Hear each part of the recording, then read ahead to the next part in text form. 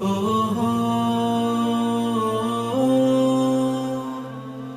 দূষণের হাত থেকে পরিবেশ বাঁচাতে বাঁচাতে বিশ্ব প্রকৃতি, এসো একটি করে বৃক্ষরোপণ করি।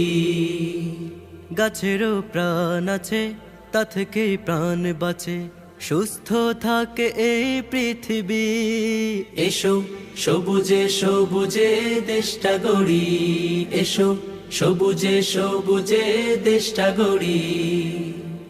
দূষণের হাত থেকে পরিবেশ বাঁচাতে বাঁচাতে বিশ্ব প্রকৃতি, এসো একটি করে বৃক্ষরোপণ করি।